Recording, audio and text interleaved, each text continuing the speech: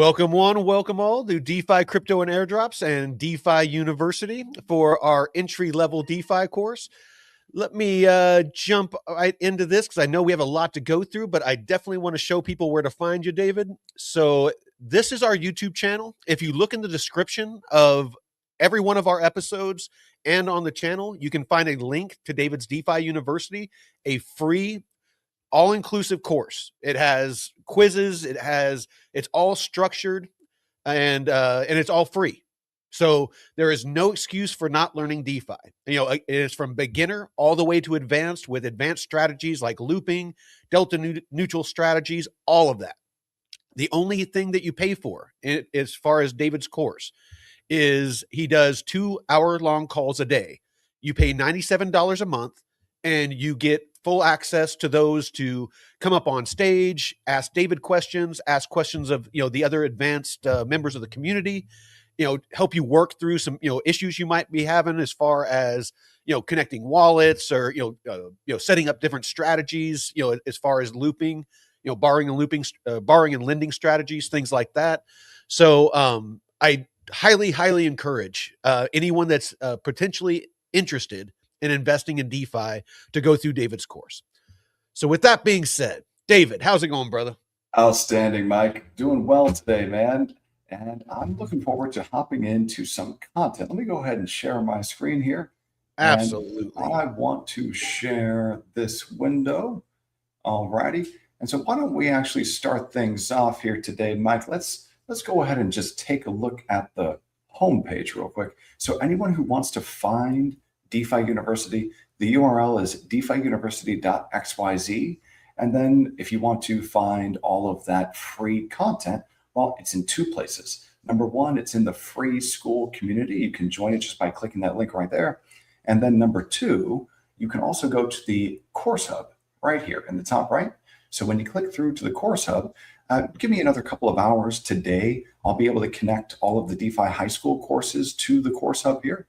But you can just click through to any of the DeFi University courses here, click Continue Learning. It's going to bring you to courses.defiuniversity.xyz. And where we're going to start things off today is right here in Money Basics. So this is the first course in DeFi high school. And so, Mike, yesterday we went through lesson 1, the problem money solves. And today, I actually heard something this morning, and I wish I would have said it yesterday. Oh, excuse me. I almost had to sneeze. The difference between money and currency. I don't think that we mentioned that yesterday. And so I want people to understand that money is things of actual value. Currency is a representation of money.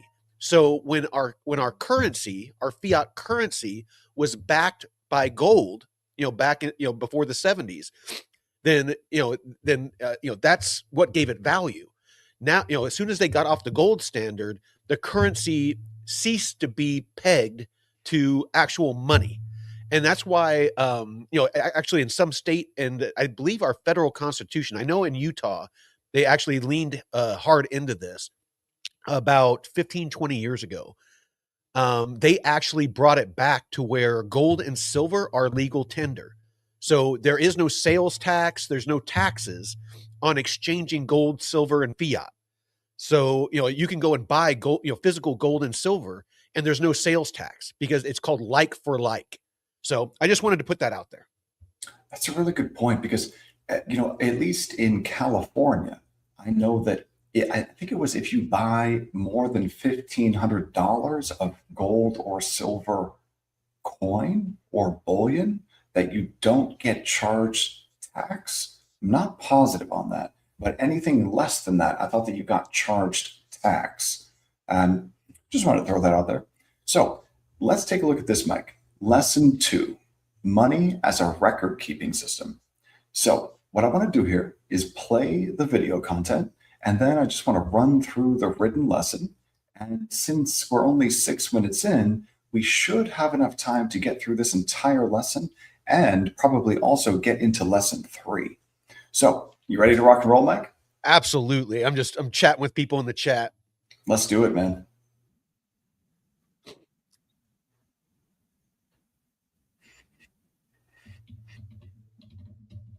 Can't hear it. Oh, you know what? That would probably be my problem. I was like, is he going to get started? Yeah, I think usually what you have to do is you have to click that button that says share audio. I wish it would And just do it. Like, why do you have to opt into that? yeah, so there we go. Share system audio. And this time it should work. So let's go ahead and start this thing over and let me know if you can hear it.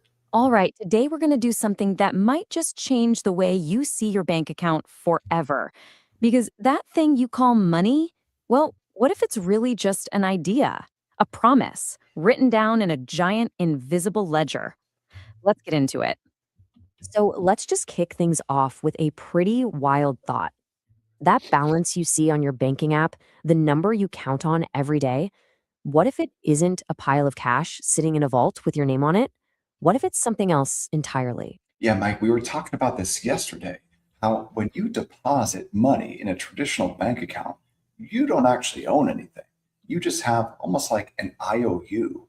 Your deposit is the bank's liability. So the reason why your money isn't there is because we exist in this fractional reserve banking system where deposits are liabilities for the bank. They have to immediately lend that money out, and banks can actually create credit, which is kind of sort of like a way that they create money almost. Yeah, you probably guessed it. It is something else entirely. So, in this first part, let's pull back the curtain and unpack the surprising truth about what's really going on in your bank account. Okay, so here's the big reveal right out of the gate. That number you see on your statement, it isn't actually your money. It's the bank's IOU to you. It's just a record, a promise from them that says, hey, we owe you this much cash. When you deposit money, you're not storing it, you're actually lending it to the bank. Now, think about how much different this is, Mike, compared to DeFi.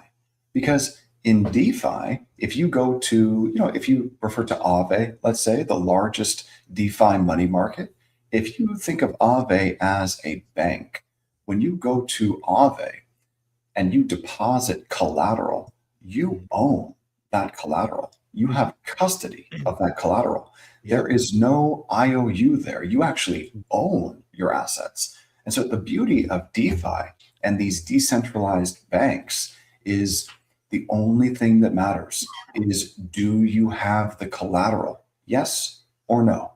It doesn't matter what your credit score is. It doesn't matter, Where you're at geographically. Exactly.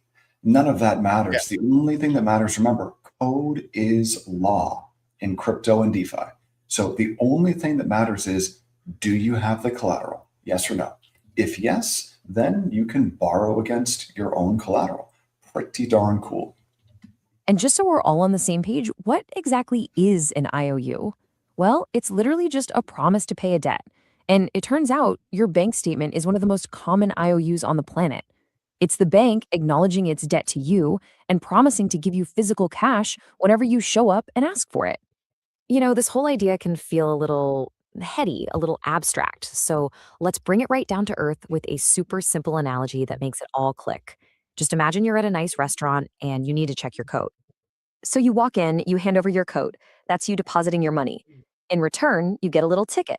That's your bank balance.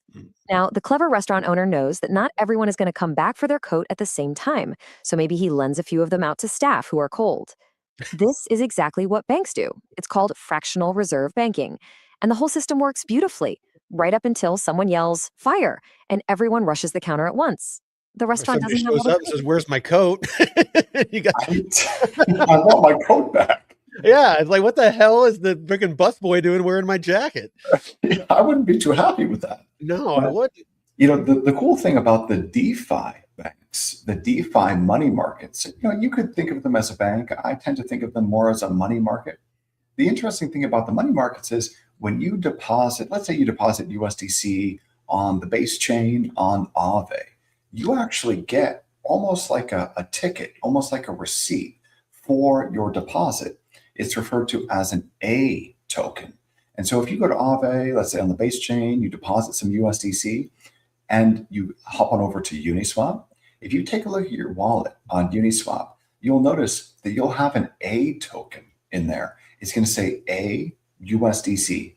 And that number of tokens, those number of AUSDC tokens is going to be slightly different than the number of USDC tokens that you deposited on Aave in the first place.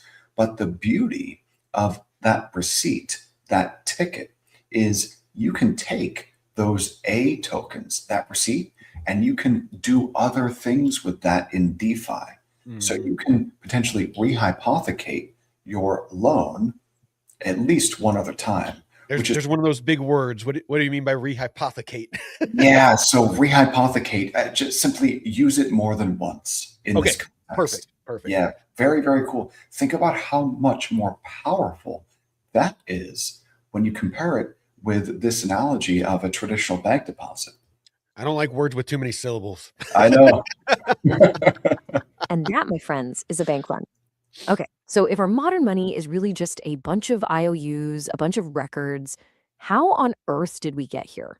To figure that out, we've got to go way, way back. Let's tell a little story about a village and a whiteboard. Just imagine, for a second, this tiny little village. Everybody knows everybody. There's a farmer, a baker, a blacksmith. You get the idea. And since they all trust each other, they don't bother with clunky coins or paper money for their day-to-day stuff. Instead of cash, they have this one simple tool, a giant whiteboard right in the middle of the town square. It's their shared ledger. Every single time someone gets a good or a service, they just wander over to the board and write it down for everyone to see. And look at how this works. It's so elegant. The farmer gets bread from the baker. Boom, they just jot down farmer owes baker. The blacksmith gets wheat from the farmer. Same deal. The baker needs new horseshoes. You just update the board. It becomes this living public record of who owes what to whom.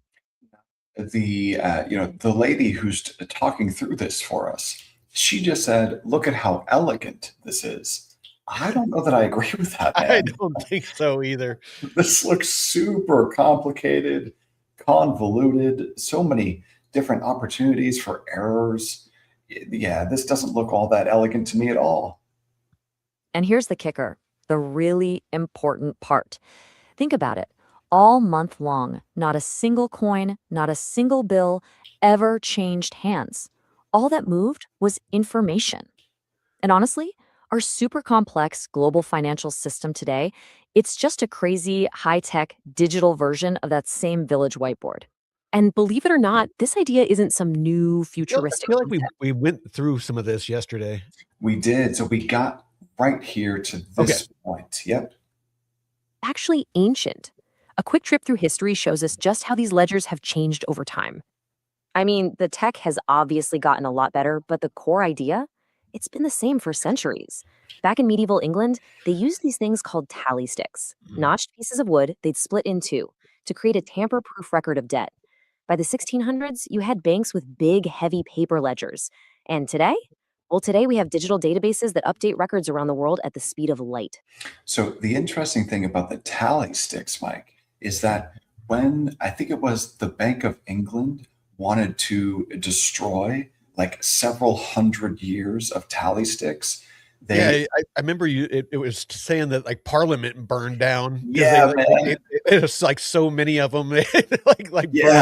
Burned down the British Parliament. Exactly, man. They started throwing them in the ovens or in like their fireplaces underneath Parliament, and they accidentally burned down their Parliament. And then this right here. So this is like the letter of credit. What started the paper ledger was the Medicis, and they created the letter of credit. And what you could do with that is, rather than transporting big, chests of gold coins or bullion, you could deposit that gold with the Medici Bank in Florence, let's say, Italy. And then they would give you a letter of credit. And you could take that letter of credit to the Medici Bank over in London, let's say, and then withdraw from the bank there that big box of gold. So, dude, imagine having a big box of gold. Well, it just, back in the day, it was, no matter how rich you were, traveling with large amounts of gold and, valuables was very, very risky. And so, so basically the Medicis made the modern banking system, and there's a bunch of really cool documentaries out about it. if you're interested. But like David was saying, is that they were a very influential family in Florence, Italy, and went toe to toe with the Pope and the Church at the time, which was unheard of. So, it kind of shows you the power and influence they were able to garner by, creating this banking system, and kind of shows you, kind of modern times, the power and the influence that, the modern banking system has on our politics and governments. So, Yeah, no kidding, man. And take a look at what we've got going on today, though. Today, we have these digital databases. And so if we're thinking about like maybe Web 2 or traditional banking, you could think of each of these banks as like their own separate chains. I just want to make an analogy to crypto and DeFi. So yeah. if each one of these banks is its own separate chain, well, you need an interchain messaging protocol, maybe something like Swift or ACH, the clearinghouses, to be Or able to Canton. dance on now, sure. But the cool thing about this, or maybe not so cool, is that the code that's used for a lot of these different banks, their databases, a lot of the code is like from 1970. And I'm not even kidding. They use Oh, no, like Yeah. Swift is like 40, 50-year-old technology. I mean, it's basically, like the system of computers with a bunch of people sitting at them, and they're sending like text messages saying, so this account number is sending this, amount to this account. And then there's a bunch of people, in between that have to make sure that, this isn't, breaking any rules or laws, or, and then sometimes it gets there and sometimes it doesn't. It's like 5 to 10 business days. Yeah, man, that float, and they make money on that float, but also it's written in Cobalt, and Cobalt is like an ancient programming language. Yeah. Yeah, it's time for an upgrade. Here's a quote that just sums this whole journey up perfectly. It's this long, slow march of money becoming less and less physical, moving away from actual objects and toward becoming pure, weightless information. So, do you think that maybe Bitcoin is the most pure representation of this ledger? Because it could be thought of as either pure information or pure energy, maybe. I know that Michael Saylor would like to say that it's pure energy, but very, very decentralized ledger Bitcoin is. Okay, history is cool and all, but so what? Why does any of this actually matter to you today? Well, because once you see money as a ledger, a lot of the weird, frustrating things about modern banking suddenly start to make perfect sense. Let's take a classic example, one we've all dealt with. You send your friend some money using an app, and it says the transfer is going to take 1 to 3 business days. Why? I mean, it's digital, right? It should be instant. Man, think about how far we've come now that we have essentially instantaneous settlement and transfers in crypto and DeFi, right? So much better. So much better. But you know what? Part of the business model for these banks is the friction. That's part of their business model. That's why they're kicking and screaming so much against, crypto and, in this instant settlement and stuff. Cause like you said, they make money off of friction. If they can keep, money over the weekend, or even a couple of days, they're earning interest on billions and billions, if not trillions of dollars.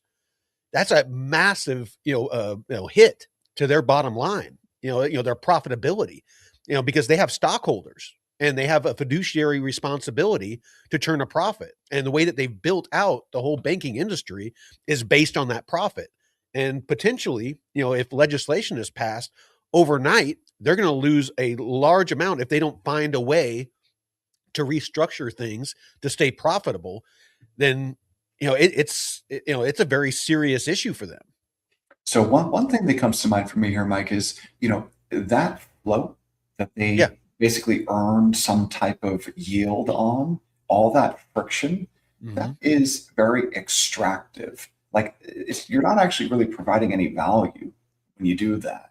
It seems almost like rent seeking to me, which is just another one of these economic words that just means like, trying to extract value while maybe not providing much value in return. I don't think it's maybe. I think it is. I mean, it's basically like a leech. It's providing no, no value. It's, not doing anything other than, sucking liquidity, out of the market for the most part and putting it in their own pocket. It's basically the same Fees. thing as clipping coins. Yeah, man. And they charge, fees on everything. So, if you're a payment processor like, Visa or MasterCard or Stripe, and you're charging, let's say, 3% on every transaction, Mhm. well, DeFi and crypto is a big, big problem for you because DeFi and crypto completely replaces that business model Yeah. with instantaneous transfers, instant settlement, and guess what? Zero fees. So, yeah, That's man, that's the most beautiful part of it all. it really is. You're not exactly shipping a box of cash. Well, the holdup is because it's not one big system.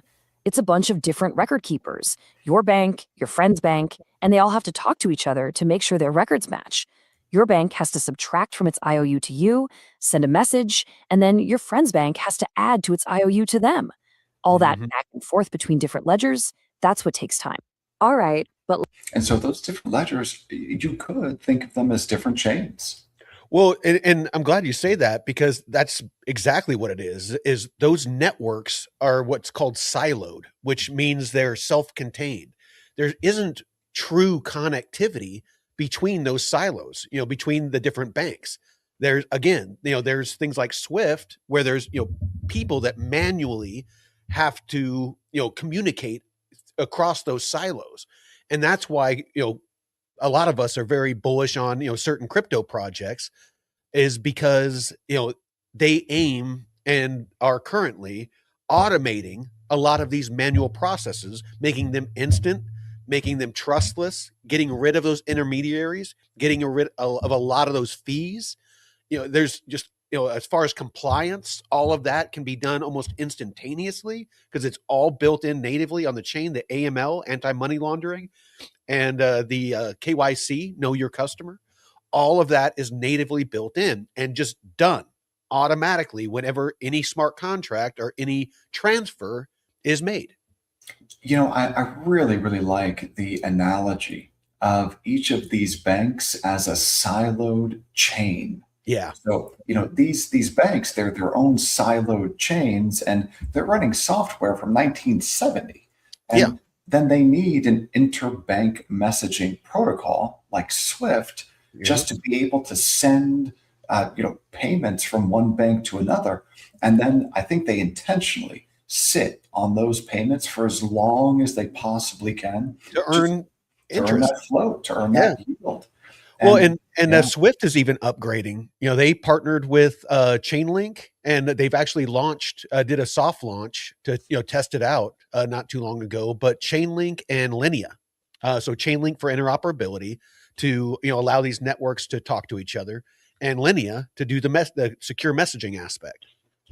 yeah, man. And so think about it's just such an upgrade to go from this with different siloed banks running Cobalt from 1970 and relying on Swift, the interbank messaging protocol, to send messages from bank A to bank B, and wait 2 or 3 days for it to clear.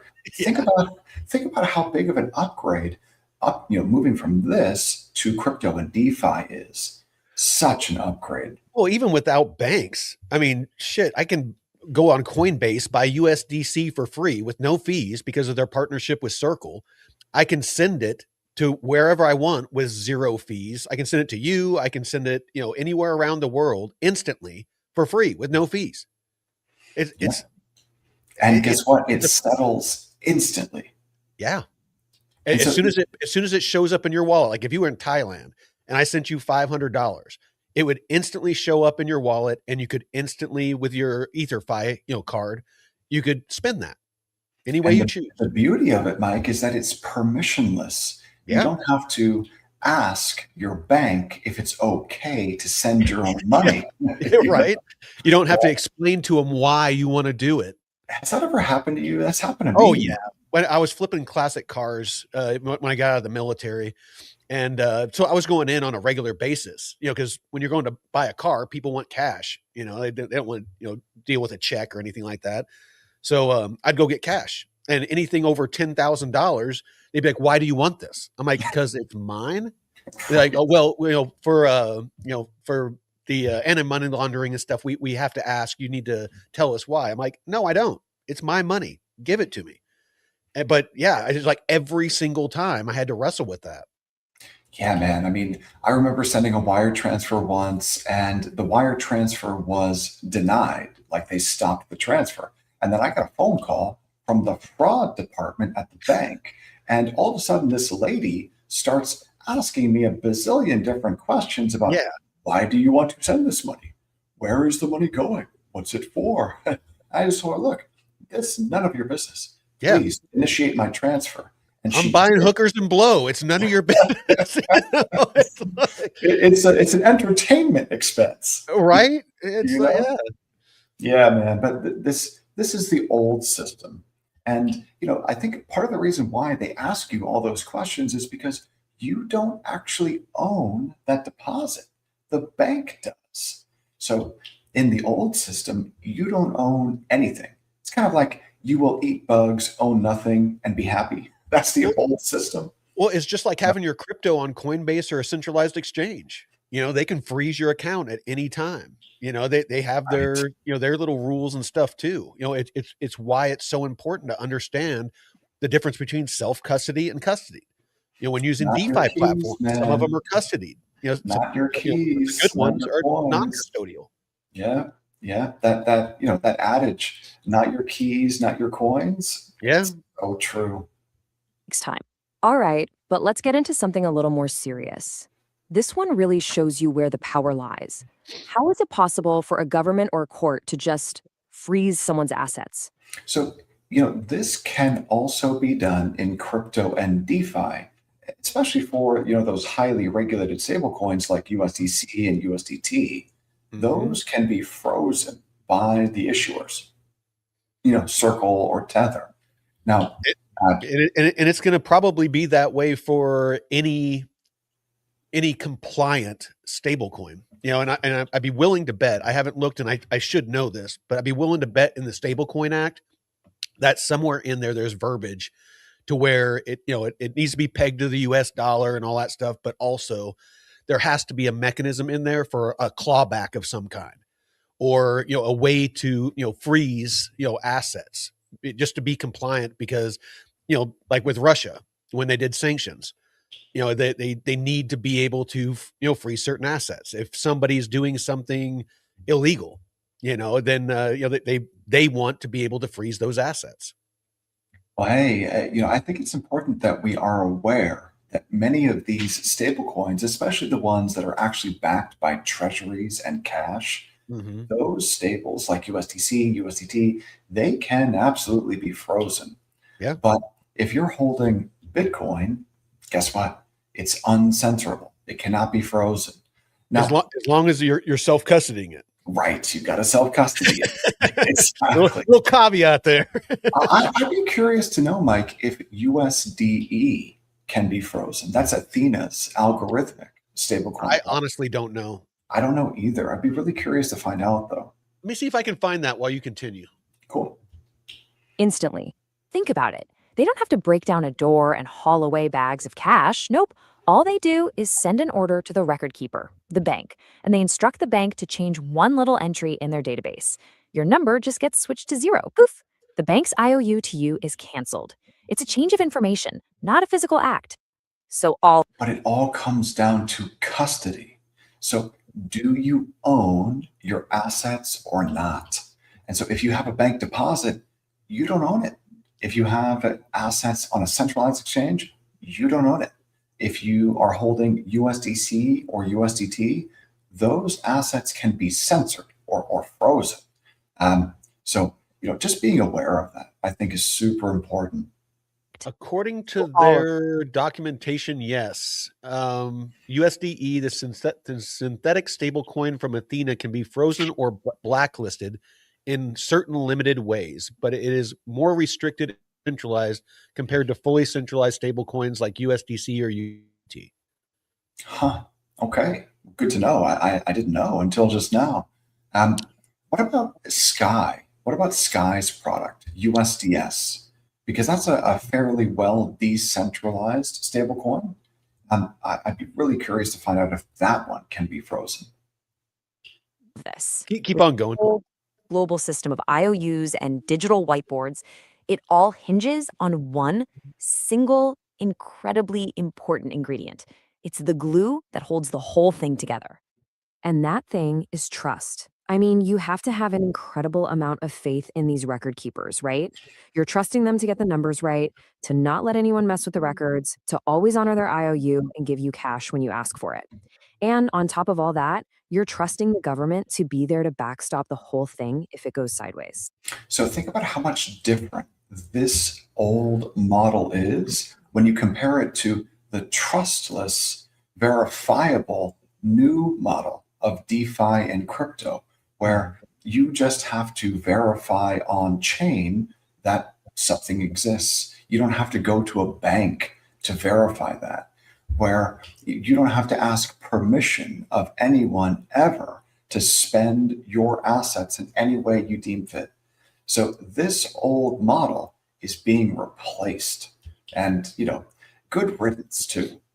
So real quick, USDS, the upgraded stablecoin from Sky Protocol, formerly MakerDAO's DAI, can be frozen or blacklisted, unlike the original DAI, which was designed without such centralized controls. So it looks like they created USDS to replace DAI so that it was compliant. So I'm curious now, DAI still exists.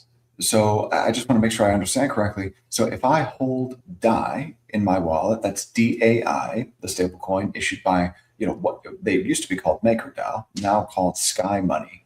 And what a name, man, Sky Money. But so MakerDAO's DAI product. So I just want to make sure that cannot be frozen. That's what it's saying. Yeah. It says pure DAI continues to exist in a more censorship-resistant form for users prioritizing full decentralization, while USDS offers upgrades like yield rewards via Sky savings rate and multi-chain support. So the rewards for USDS are actually pretty significant. So that is a pretty good reason to want to upgrade, but they're incentivizing people to use their compliant coin. Yeah, they are. But at the same time, though, there is a big benefit to holding just DAI. Oh, absolutely. Yeah. And look, most of the time, especially in stable countries, this trust works out.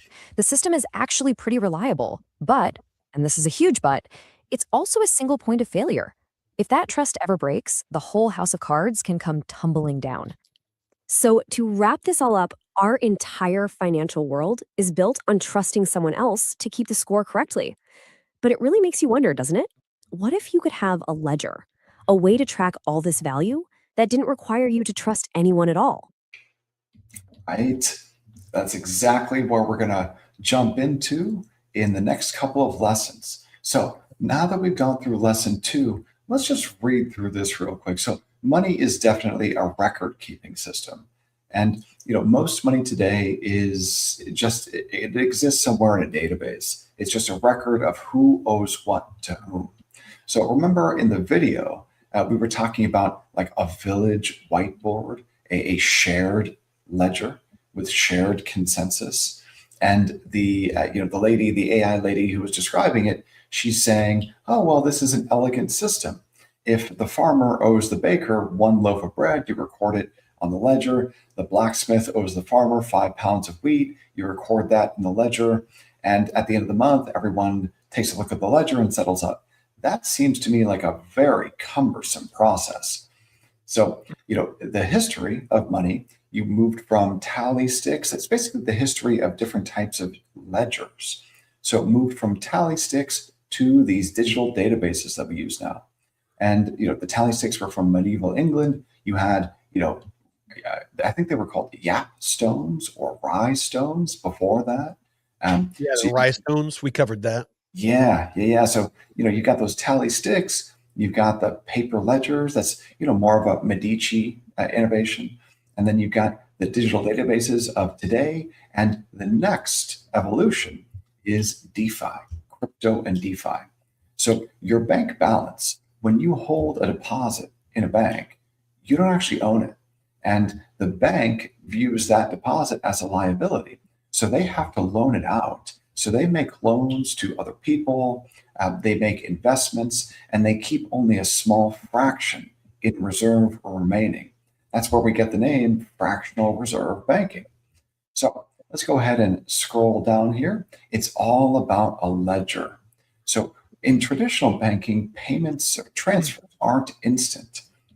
You're not sending anything physical. What you're actually doing is you are asking Bank A to update the ledger over on Bank B. They send a message, and that message updates the ledger on Bank B. So yeah, they're not instant. Settlement is not instant, and you need permission. You need to ask permission of your bank to send your own money, because guess what? You don't actually own it. And those banks can freeze your assets at any time for any reason. If you've ever had a bank account and all of a sudden, you get a letter in the mail saying that, hey, your account has been closed, they can close your account for any reason. So that's just, a couple of things to know about traditional banks. And also they require that you trust them. And for anyone who lived through, 2007, 2008, 2009, the idea of trusting banks is, I don't trust them. So I would much, much rather just trust in code. Because, this whole idea of making a deposit and getting an IOU in return, it comes down to custody for me. I want to have custody of my own assets. I don't want an IOU from a bank. I don't want to have to trust a centralized institution. I want to exist where I can send assets to anyone that I please at any time without asking permission. I want to own my own assets, and you can do that in DeFi. So let's take a look at this next video, Mike, why we trust money. This is lesson 3. All right, let's dive into a question that's so big, so fundamental, we almost never stop to think about it. What actually gives money its value? Now, it's not magic, but honestly, the real answer is just as wild. I mean, really think about that for a second. How can this flimsy little piece of paper in your wallet get you coffee, or a car, or even a house? On its own, it has no real physical use. So, what's the secret sauce? Well, here's the secret. Money isn't really a thing of value. It's a collective agreement. It's a shared story that we all just believe in. And to really get how that works, all we have to do is remember a game probably all of us played as kids. Monopoly. Remember this one? The floor is lava. Now, the floor isn't actually molten rock, right? It's perfectly safe. I loved that game as a kid. Incredibly real, and it's a ton of fun for one simple reason. Everyone agrees to play by the exact same imaginary rules. The second one person decides, nah, the floor is just a floor, the entire game just falls apart. So, you could actually apply this to just about any form of money, right? Like, there really isn't any intrinsic value in a shiny yellow metal, is there? Or, in a shiny silver metal. Like gold and silver, do they actually have any real intrinsic value? I mean, sure, they're useful, they look nice, they make beautiful jewelry, they've got uses in industrial applications, you name it. But in terms of like real intrinsic value, I think it just comes down to the shared belief. Exactly. That's exactly what I was about to say. It's basically that everyone agrees that it's going to be what's the word I'm looking for? Like shared a store of value. That it's an agreed upon currency or an agreed upon money that everyone knows that we can exchange. Instead of shoes for apples, I can buy apples, and somebody can buy shoes from me. I can buy apples from them. It's something that is universally accepted for goods and services. Because you believe, and so does everyone else, that it has some type of value. Yeah. And that right there is the secret to money. So let's call it the money game. And it's a game that every single one of us is playing every single day, whether we realize it or not. This is where you see the Do you see what it said there? It said a shared belief system. That is the money game. it or not. This is where you see the illusion of value crystal clear. A $100 bill, physically, is just a piece of fancy paper with some special ink. You can't eat it, you can't wear it to stay warm. Its entire power, all of it, comes from one simple fact. You believe someone else will accept it as payment, and they believe the next person will, and so on. If that shared belief suddenly vanished, well, it's just a piece of paper again. Now, for a game this huge... Again, that's what happened in Argentina. You know, that's what's happened throughout history is, you know, especially with paper currency that's supposed to represent, you know, value is, Yeah. you know, if that trust is lost, it loses all of its value in an instant. Yeah, it sure does. And yeah, man, let's continue on. There are a couple of things that I could say about that, but look, whenever someone says this time it's different, this time, the U.S. dollar as the reserve currency, you know what? This time it's different. Even though Let's try socialism again. This time Oh. it'll be different. yeah, let's. I mean, socialism is just a slippery slope to directly to communism. And whenever someone says, "Oh, well, it just hasn't been done the right way," if Yeah. only I was the one in control, it would be fine. But no, it's whenever someone says this time it's different, I think back through history and I think, okay, well, there have been many world reserve currencies over the last 500 years, and each and every one of them has eventually been replaced with a different world reserve currency. Now, I certainly hope that happens no time soon for the US dollar. But as we were just seeing in the video, it just comes down to shared belief. And so if the central bank that issues that currency is doing things that are likely to erode the trust in that fiat, that's a problem, man. That's a big problem.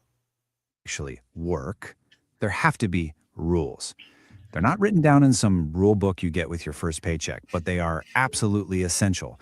Think of them as the 3 pillars of trust that hold this whole system up. Okay, so the first pillar is the most basic one. It's trust and acceptance. It's that gut feeling, that fundamental belief that when you want to use your money, someone else is actually going to take it. This is all about what we call the network effect. You accept dollars as payment because you know the grocery store will take them. The grocery store takes them because they know their suppliers will. It creates this incredibly powerful self-reinforcing loop where the money becomes more and more useful simply because more and more people are using it. The second pillar is just as crucial. It's our trust in stability. This is the core belief that the value of your money today is going to be pretty much the same tomorrow. So that is an illusion, because when the money has an inflation rate built into it, think of it like tokenomics, right? If the money that we use, our dollars, are inflating away in value, then tomorrow they're not going to have as much value as they have today. Yes, they can be still pegged to one, but what you can actually buy. Just to clarify what David's talking about is basically the purchasing power. So, 1 year, a dollar might be worth $1. The next year, it might be worth 92 cents, as far as, purchasing power.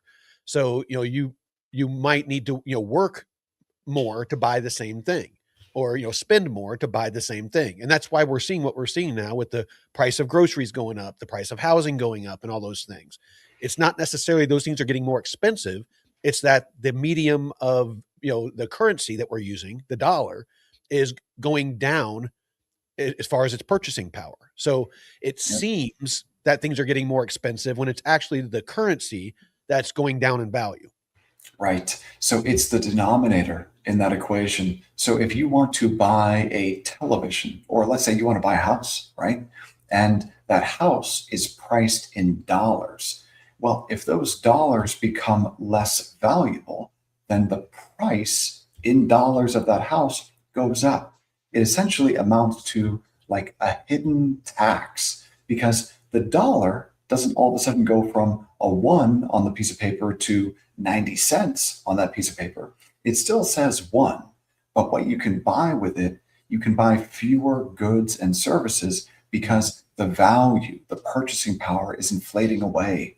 It is a hidden tax. Well, and really quick, I want people to understand why it is we're talking about this. Because this is beginner DeFi, kind of entry level. The reason that we're getting into this is so that you understand what led to Bitcoin being, created, what led to the rise of DeFi. The traditional finance system and traditional currencies, the pain points, the issues that were going on with it, and why it is that there's this massive move by institutions, governments, and individuals to get involved and to basically grow DeFi and make it part of the traditional finance system. So we're laying the groundwork here so that you understand why it is that there's this mass adoption going on right now, regardless of what the prices are doing. The technology is being adopted. So I just wanted to. And Mike, you know what else it does? It demystifies crypto and DeFi tokens, because once you really start to understand what the dollar is and what the US Treasury system is, it's basically just it's tokenomics. That's what it is. So if you understand the tokenomics of the US Treasury system, then it becomes much, much easier to understand the tokenomics of Ethereum or of Bitcoin or of any token, you name it. So, but you start with this so that you can then understand and not be kind of like overwhelmed by the tokenomics of Bitcoin, Ethereum, Solana, etc. So this is the starting point. You got to have a foundation. Just think about it, right? If you really believed your money would be worth half as much next week, you'd rush out and spend every single penny you have right now. And that's exactly what happens when currencies start to hyperinflate. But if you thought it would double in value, you'd probably hoard it and never spend a dime. For a modern economy to work, you need that stability. And that comes from all of us trusting that the value won't just evaporate overnight. And finally, the third pillar. But that's also what monetary, the people in charge of the tokenomics of the dollar, they rely on this to essentially inflate away the currency to debase that massive debt. We'll get into that, I'm sure, over the next couple of weeks, but evaporate overnight. And finally, the third pillar, and you could argue it's the most important one because it props up the other two: trust in the issuer. At the end of the day, we have to trust the institutions that create and manage the money in the first place. See, most money today is what's called fiat money. The word fiat is Latin for let it be done. Basically, the government just declares it to be money. Think about how ridiculous that is. So let it be written, so let it be done. Let it be done. Like, imagine I just create my own fiat money, I can just say, hey, you know what? This is worth what I say it's worth. And it is because I say it is. There's nothing backing it. That's the important thing. So our trust isn't in a big pile of gold sitting in a vault somewhere anymore. It's in the stability of the government and the central bank, who we trust not to just, print the money into worthlessness. Oh, do we? We trust them not to do that now? I don't know about all that. We're placing our faith in institutions. But what happens when that faith shatters? What happens when those pillars of trust just crumble, when the whole game breaks down? Well, history has some pretty terrifying answers for us. These are just a few famous examples of what's called hyperinflation. It's what happens when trust in a currency completely collapses and the game breaks down with absolutely devastating consequences. Prepare yourself. So take a look at this 1923. I know that a lot of us are familiar with the Weimar Germany hyperinflation, where people. Oh, yeah, that's common knowledge. Yeah, that's funny, man. That old Weimar, yeah. Yeah, so look, I'm familiar with it, but maybe not everyone is familiar that with old hat, yeah. I know. So this is just it's a famous example of hyperinflation from the 20th century. And, the Zimbabwean example from the early 21st century, this is actually, it's a cool looking bill. Like the They note. came up with like a $1 trillion bill or something like that. A lot Yeah. of people keep it, like a lot of people in finance keep it as, a representation of what we're talking about. Dude, honestly, I should find one. Like, you can buy them online, right? A $1 trillion Zimbabwean bill or Yeah, something, yeah. and frame it and put it on the wall. That'd be kind of cool. It's like, I'm a trillionaire. I know, right? Zimbabwe. In Zimbabwe dollars. And then, this is a more recent example, right? From Venezuela. Can you imagine having to go to the grocery store with a wheelbarrow full of paper fiat to buy bread? Well, it's why Zimbabwe came up with a $1 trillion bill is, because, otherwise you'd have to carry a wheelbarrow of money around, to buy small items. It's horrible, man. Consequences. Prepare yourself for a number that's so big it almost sounds fake. Sextillion. 9.7 sextillion%. That was the monthly inflation rate in Zimbabwe back in November 2008. Dude, monthly inflation rate. Like, we're not talking about over the course of a year or 10 years or anything. We're talking per month. Wow. It's like after that happens once, just give up. Yeah, it's over. Wrap your head around that. Prices were doubling almost every single day. The government printed $100 trillion bills that, within a matter of weeks, couldn't even buy a single loaf of bread. Oof. And this quote, wow, it just captures the human tragedy of it all. In post-World War I Germany, the currency became so worthless that people did exactly this. It was literally cheaper to give stacks of bills to children to use as building blocks or to burn cash for heat than it was to actually spend it on anything. The shared story was over. So there's a pretty famous story of Pablo Escobar when he was on the run with his family.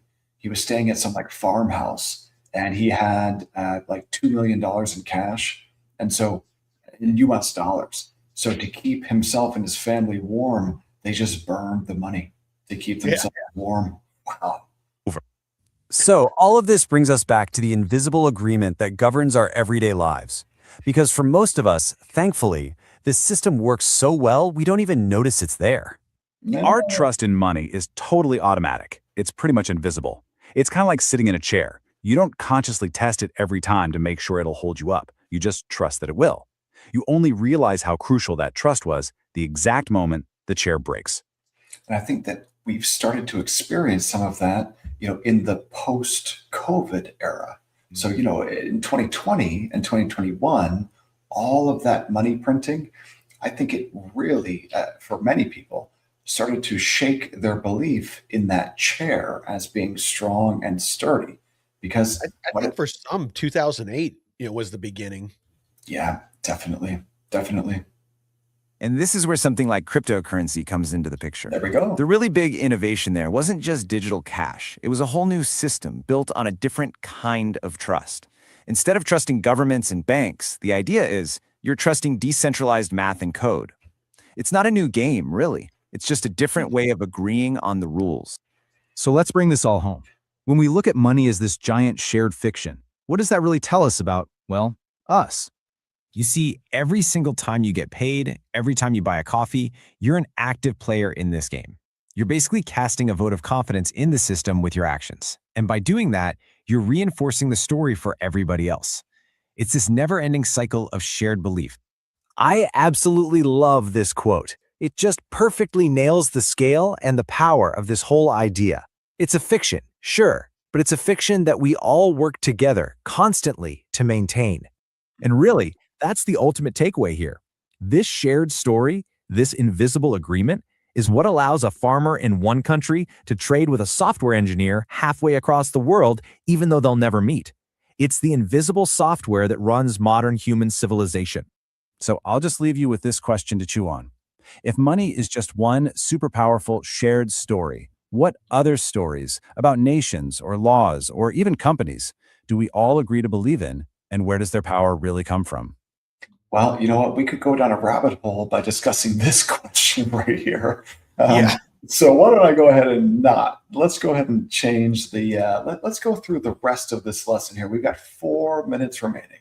So Mike, why do we trust money? What would you say? Why do we trust it?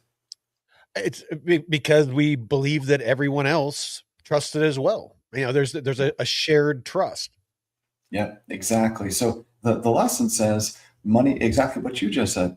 Money only works because everyone agrees it works. It's a shared story we all believe in. So, what are the rules? Yeah, Well, what Colin says, because we have no choice. That's another reason. yeah, it But definitely now we is. do with crypto and gold and silver and stuff. It's getting to a point to where we do have a choice. Yeah, so what are those pillars of trust? Well, if we all believe in it, we've got to trust it. So we trust that we can accept it. We trust that it's got some stable value or stable purchasing power. And we trust in the issuer. Now, what happens if some or all of these pillars start to break down? That's a problem. We saw some of that erupt in 2008. We saw some of this where you lose stability start to happen in 2020 and 2021. And we're starting to see some of the acceptance erode away now with all of the BRICS nations. So these pillars of trust must be maintained for for the US dollar to maintain its reserve currency status.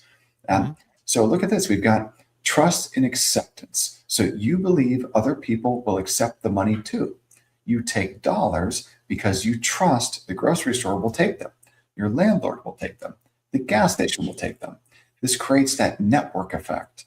The more people that accept it, the more valuable it becomes, which makes even more people accept it. Okay, great. That's the network that's the network effect. And That's then what made the dollar so powerful, was being the world reserve currency. I mean, you could go anywhere in the world and people would take it. it probably also didn't hurt that that Europe was basically in rubble, and so was Japan and much of Southeast Asia, and basically the entire world was destroyed. And we had the largest military globally. We still do. So that, I think, definitely went a long way towards getting everyone globally to accept dollars as payment. And so, trust in stability. You believe the money won't suddenly become worthless tomorrow. If you thought prices would double next week, you'd spend everything immediately. So that's the story of inflation and hyperinflation. If you thought prices would crash, that's the story of deflation, you'd hoard everything. So stable expectations about value are crucial for money to function. And then here's the last pillar: trust in the issuer. So modern money is backed by governments. You trust that, number one, the government won't print unlimited money. Yeah, sure. You trust that the legal system will enforce contracts using that money. Okay. And you trust that banks operating under government rules will be reliable. Well, what happens if that trust in the issuer starts to erode? So it says here, We're this is seeing it why right now. we are, and it's a real shame because it doesn't have to be that way. This is why government currencies are called fiat money, from the Latin word meaning "let it be done." Maybe I should put that up on the wall too, Mike. What do you think? Let it be I done. like it. I like it. I kind of like it too. The government declares it money by fiat, and everyone goes along with it. So, with that, Mike, we have run out of time. A good call always starts and ends on time, my friend. Perfectly That was a timed. lot of fun. It was. And any of you that are interested in going, over this course material or the, couple of episodes before this, again, the link is in the description of all of our shows and on our channel on YouTube. And you can go to DeFi University, go through all this for free at your own pace, take your time. You can take the quizzes, do the checks on learning, things like that. So by all means, I highly encourage you to check that out. We'll be going over, more lessons in the future. I find it helps when you go over material, like in a kind of a classroom setting like this, where it's kind of explained to you, and then go through it on your own and do the quizzes and I call it a check on learning. It's something that we always said in the military, where it ensures that you absorbed and retained the information. And then, of course, because of the way that this material is set up, then the next lesson builds on the knowledge that was given in the lesson previous, and even all the way back. So it's important that you fully understand these lessons before moving on. Don't just try to rush through. You're not going to get the full value. Make sure that you fully understand these lessons as you're moving forward. And again, that's why it's great to watch these and then go through the course on your own. So again, link in the description. I highly encourage it. David, as always, thank you for taking the time, sir. And we'll see everybody tomorrow. And until next time, Veteran Crypto out. Peace.